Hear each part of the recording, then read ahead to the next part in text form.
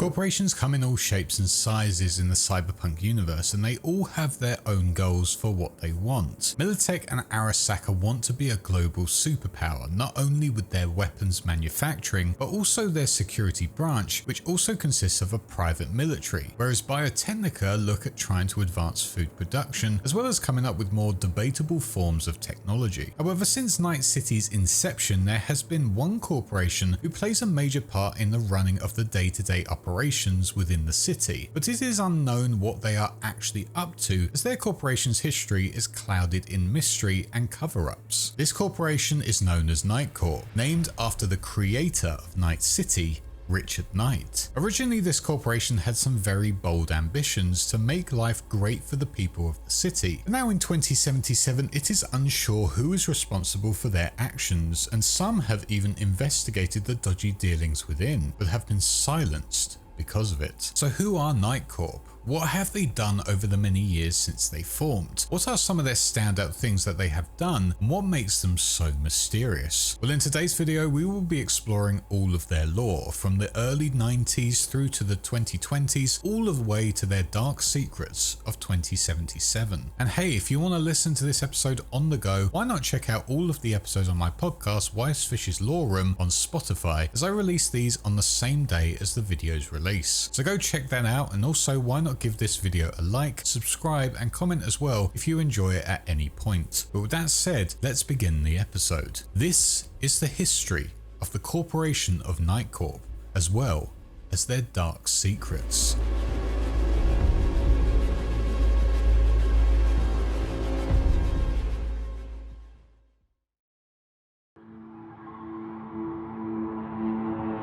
It was the early 1990s, and the United States was not doing too well, and with it was going through the event known as the Collapse, all thanks to the actions of their completely corrupt government. Violence and death was a common occurrence on the street by this point, and it was becoming extremely deadly to go out and continue your day to day. Not only that, but martial law was fully in place, meaning you had to be housebound by a certain point, or the military would shoot you on sight, being given the orders to do so by their higher-ups. Seeing all of this getting worse, one businessman named Richard Knight became wary of how disruptive it was becoming and how it was ruining so many lives. For him, he was in an extremely unique position to try and do something about it, and started up his plans for creating his own unique city that would be a complete corporate haven, working closely together with his corporation of the time known as Halsey, Ferris and Knight. Eventually those plans were set up, as Richard went on to create a new firm named Knight International and started creating everything he needed for his new city that would be known as Coronado City. The main idea for why he wanted this to set up was to allow it to become completely self-sufficient and capable of holding off even the most determined criminals. Not only that, but it would try to incorporate a wide variety of different cultures and have neighborhoods dedicated to preserving them. And right slap bang in the middle would be a super modern corporate center that would show off the best of capitalism. By 1992, Knight had found some other corporate backers such as Arasaka, EBM and Petrochem, who joined the project and invested into Knight International and Coronado City and named themselves as the Coronado Partnership. And soon after would be joined by another investment and financial counseling firm known as MA&F, Merrill, Asukaga and Finch. With all of that investment, the city's construction finally began by 1994 at the former site of Morro Bay in California. Knight International had all of the funds to do this, but there was a big problem that they were encountering. That was they needed a very big workforce, and that meant trying to find a corporation that was capable of providing it, as well as the ideal machinery and of course the materials. But unfortunately no corporation stepped forward, and Knight International only got the offer of one entity, that of course being the mob, who had taken over all of the construction companies in the West Coast, most likely making the most out of the panic of the collapse. That said, Knight was very specific about what materials should be used for the construction of his new city, as well as the techniques used as well, which were utilized by his other backers. Because of this, the mob became extremely disgruntled, and hearing that Knight wanted this city to be completely crime-free also did not sit well with them. As the construction continued on with Knight making sure he got his way instead of the mob, they eventually had enough with being told what to do and took action against him, and on the 20th of September 1998, Richard Knight would go on to be shot and murdered in his penthouse suite at the top of the newly constructed Parkview Tower. The murderer was never found and got away scot-free, but Knight's death shocked everyone else, and in his memory, a newly appointed city council renamed the whole project and city itself in his memory, turning it into Night City. 1 year on from his death, Richard's wife Miriam Knight would go on to completely overhaul his company, and with it created Knight's Foundation, which was set up to try and make sure her husband's vision continued and actually came to a light one day. This, however, never actually worked, as the following decade saw Knight's Foundation lose overall power within Night City, which turned to complete chaos as the mob rolled in and took over, as well as the other many gangs. By the time of the mob war between the years of 2009 and 2011, Knight's Foundation tried everything to get their mega corporate support once again and to try and fight back against the new power in Night City. However, this was ultimately a failure. It was said that because of this, Miriam knew she had to take things further and realized that if you wanted to become the power entity, you had to play by the rules of the big businesses to stay ahead of the game. Because of that, Miriam once again fully overhauled the whole of Knight's Foundation, turning it back into a corporate-run organization, and with it, fully renamed it into Knight Corporation, or NightCorp for short. Eventually, the mob war came to an end as the corporations did eventually fight back against them, and with the city now back away from the mob and gangs, NightCorp continued on making its presence known in Night City, but stayed out of the limelight and steered clear away from any major corporate falling outs. The city council would consist of one person from each corporation who wanted to be represented, or a representative of each part of the city, and with it, one seat of power was for NightCorp. However, Miriam would eventually step down, but as she did, she and the people around her made sure that her legacy and ideals, as well as Richard's as well, were always to be upheld by her successors.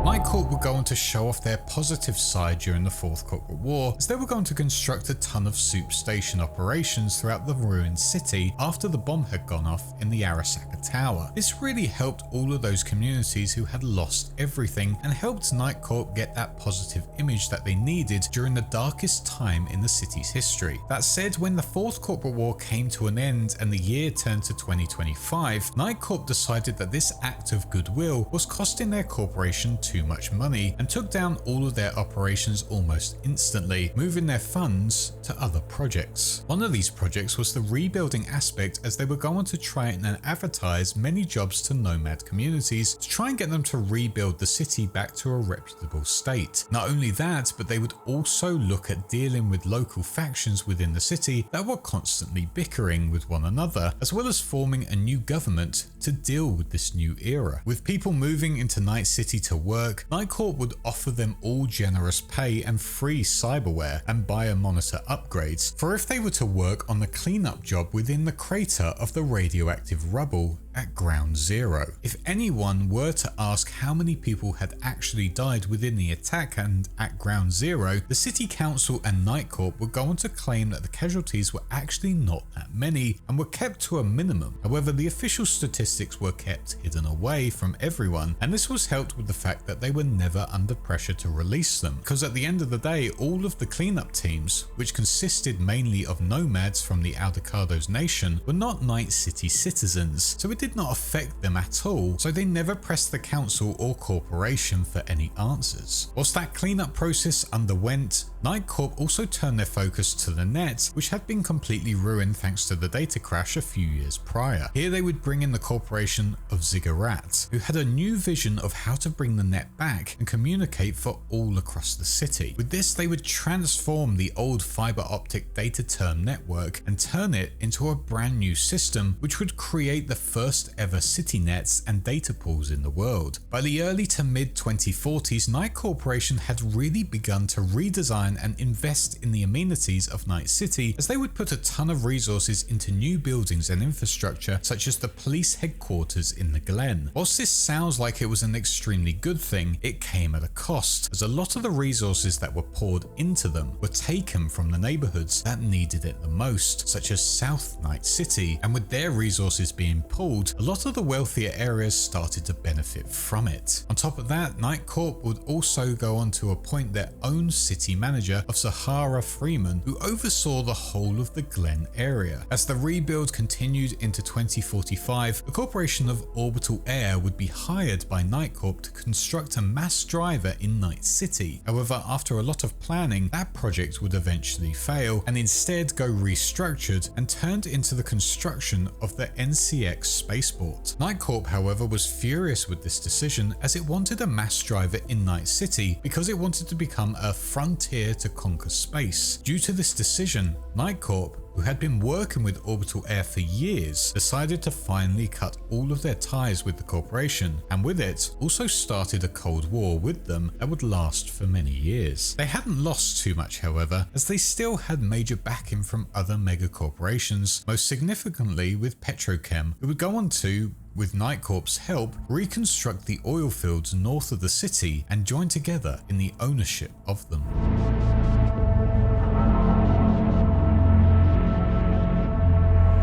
A few decades passed and people started to question where NightCorp was getting its funds from. Construction had gone full throttle by this point, and Night City was transforming into an even grander metropolis with more and more corporations moving in. However, the roads, the infrastructure and the local resources were growing in funds in some areas anyway, but no one seemed to know where NightCorp were getting the funding from, and unfortunately to this day, this is still a complete unknown. One of these projects was NCART, which would go on to be fully bought out by the corporation after an incident where the attackers released poisonous gas throughout all of the subway stations across Night City. This caused major outrage as people started rioting on the streets, and the attack caused NCART to go fully bankrupt, leading NightCorp to buy the failing company and take over full ownership of the city's transportation network. Under their new ownership, NCART became extremely reliable, and people enjoy the new design and rebrand of the subway stations as well as the carts themselves. Who the attacker was, however, it was never found out. And if we're diving down that rabbit hole, there could be a claim that maybe NightCorp had a say in how NCART went into bankruptcy. But why am I claiming that NightCorp is a villainous entity that would do something like that? Well, apart from the fact that they would actively watch poorer neighborhoods fail to help the rich get richer and better resources in their areas, there were other projects going on behind the scenes which we will explore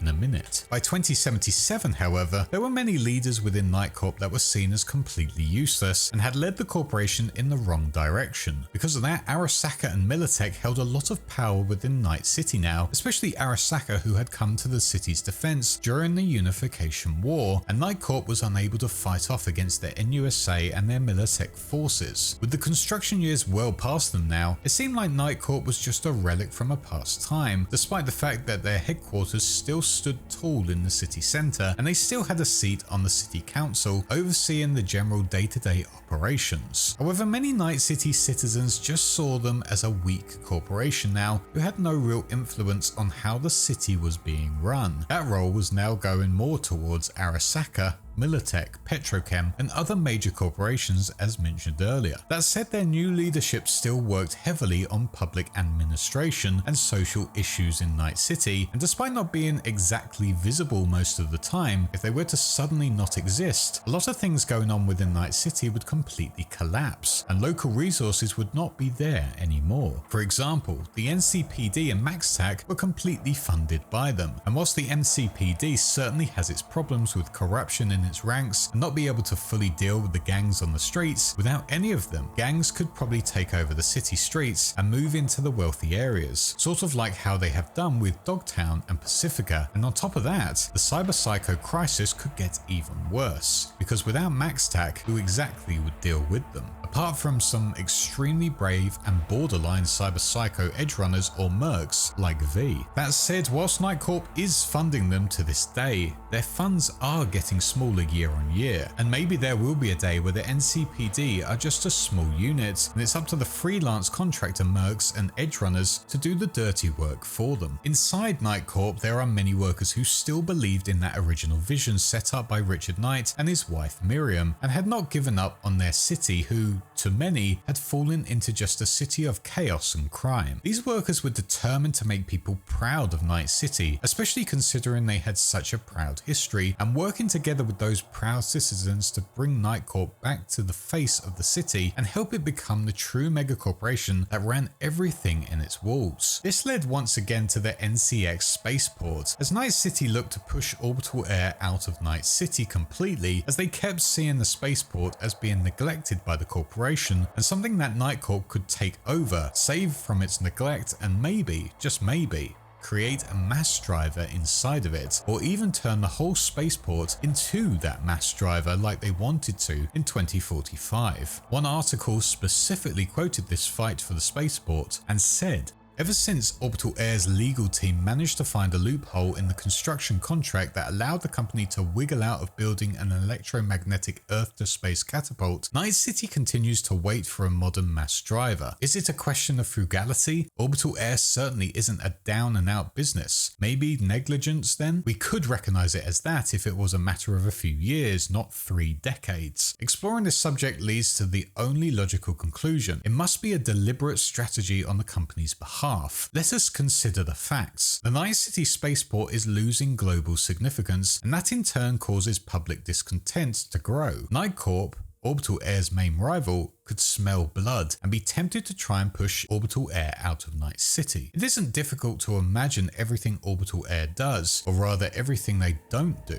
It's a deliberate provocation and an attempt to force NightCorp's hand. All Orbital Air needs is one false move. Their worst case scenario, they accuse NightCorp of unfair competition. But should everything go well, they would be able to accuse their rival of a coup attempt. As the old adage goes, history has a habit of repeating itself, and considering today's political climate, the odds of another corporate war, one sparked by a mass driver that never was, don't seem so cosmic after all.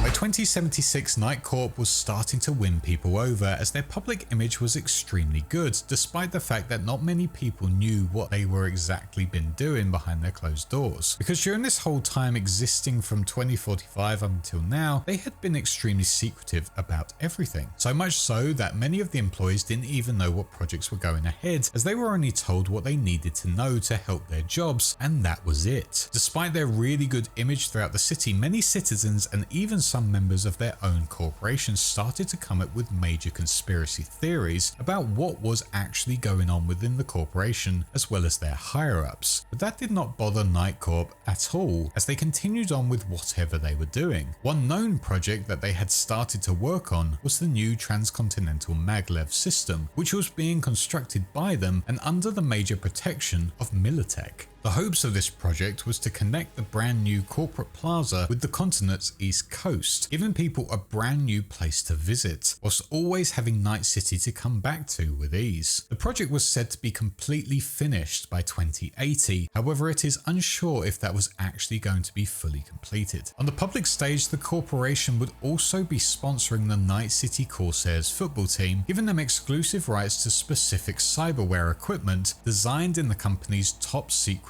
football science lab, which would give them the upper hand against the competition, which, if you ask me personally, is just pay to win in real life. But I guess that's what modern sports are becoming, and I guess in the Cyberpunk world that is totally fine, but for me that's just plain cheating. Oh, what do I know? All of this public image PR certainly worked, however, because by the early months of 2077, NightCorp's labor became recognized, as it was nominated as the 5th biggest and best corporation to work for in Night City, even though they were still massively behind the megacorps such as Arasaka and Militech. But for their employees, they were given a really nice work schedule, as NightCorp reduced their work week hours down to just 80 hours a week. But with that is what NightCorp is up to currently.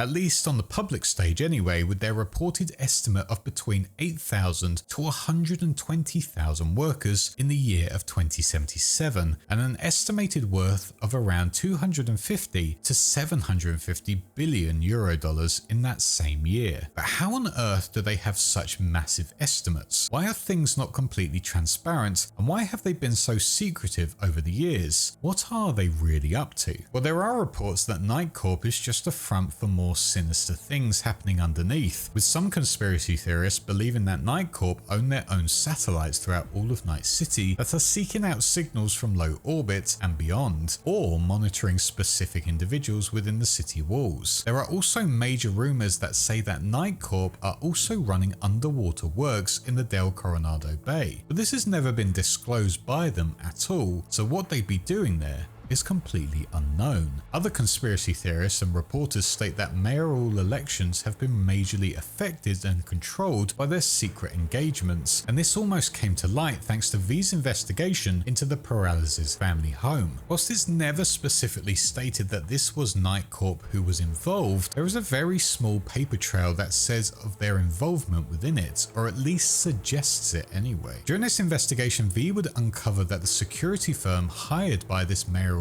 candidate had been slowly trying to brainwash him and his wife, making him forget specific things about his past, think that he was seeing things that he didn't, and ultimately transform him into something new. Maybe a puppet that could be controlled by someone or something else. When investigating further, V would go on to find out that this secret organization, who were unnamed during this whole time but underwent the name of SSI, had collected a database of individuals and were manipulating the brains of them to modify their personalities and their behavior. But as V reads all of this information, it starts to get deleted right in front of them to make sure all of the evidence is removed once and for all, going to show that these targets might be incredibly influential in Night City, or they are a part of major corporations, with one being labeled as not subject like the others, but bank, whatever that might mean. Maybe he runs the Night City Bank or a banking corporation. Maybe explaining to us how NightCorp actually raises their funds by brainwashing influential and powerful individuals and using them to donate their resources into the corporation. However, on top of that, V could also go on to find one specific shard found on one of the guards about what exactly was going on within the specific operation. When opening it and decrypting it, the shard would read: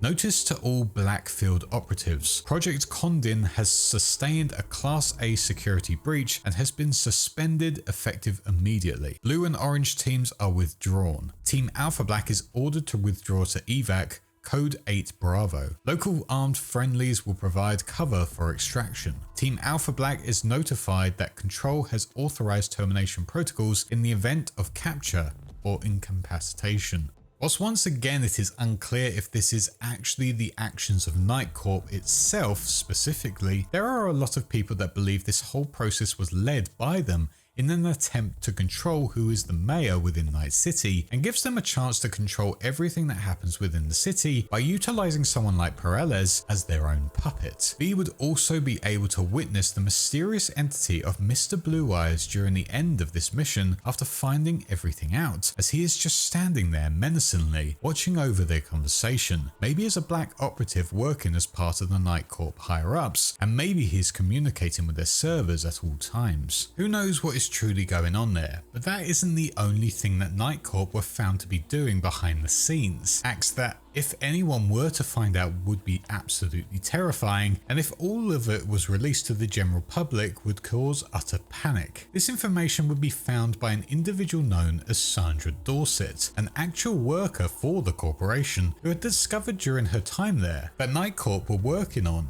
and testing an AI discreetly behind everyone's backs, and when finding out all of the information on this, storing it on a data shard, would find herself being kidnapped by scavs and taken away to be harvested for her cyberware. On this data shard, Sandra would find the information for Operation Carte Nocturne, which would read: For NightCorp internal use only, the tests have come back successful. The artificial intelligence CN07 has proven itself capable of bypassing commercial, device-specific and macro security systems accessible to NightCorp employees of the lowest ranks. None of the test subjects were aware that this experiment was being conducted on them. In compliance with the orders it was given, CN07 focused mostly on subject HK13, which at the time of the experiment's commencement was classified as calm and empathetic. After a period of subliminal conditioning, as we predicted, HK13 began to display acute psychopathic behavior. The highlight was a dispute over coffee, during which HK13 strangled one of their colleagues, then jumped out of the 16th floor window of the research facility. We will soon commence the next phase of the procedure and install CN07 onto the devices of our actual target.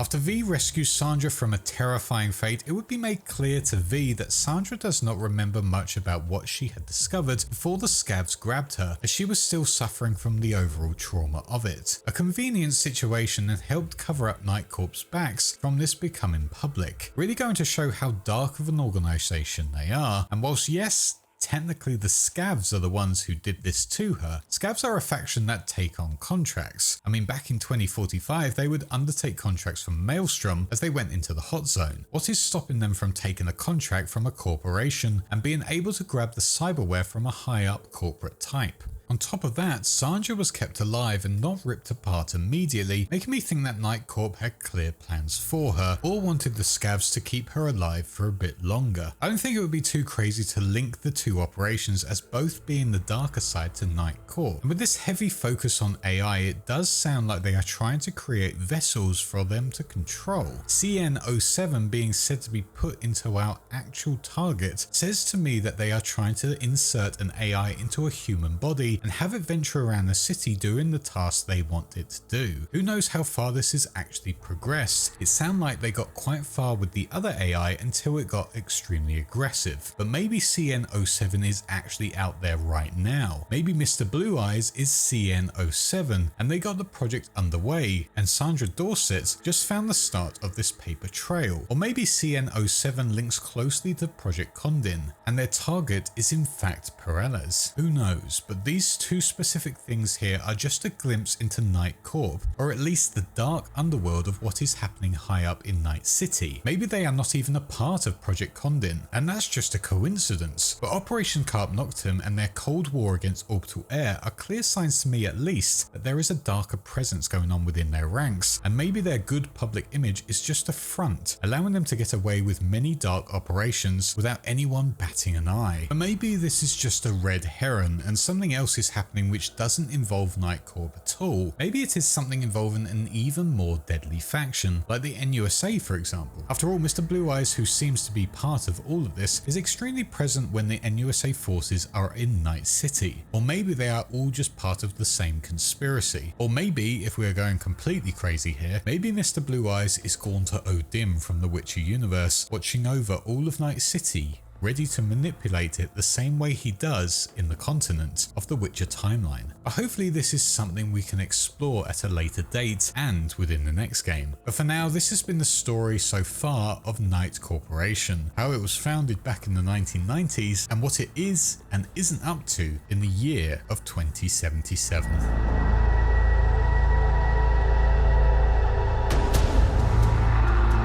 Like always, I'd like to say a massive thank you for watching this video and also supporting the channel over the years. Also a big thanks to my patrons for investing in me and sticking with me during times where I've been a bit quiet on the content front, including my small fishes, my YouTube Wise One, Sith Lord 906, Video Gamer 75, Planet Nanotarium, and V3XXE, my big fishes, This Mind of Mine, Ben Chance and Anthony Bonfiglio, my sharks Dan F, my Megalodons Hazy Thoughts and Sinus, and my incredible starfish Nanohertz. Let me know what else you'd like to see in the comments below. And those who want other lore from other games, I've got some more coming soon, as well as some new Cyberpunk Red and 2020 lore, which I'm very excited to cover. But until then, thanks again for watching, and I shall see you all in the next one. Cheers.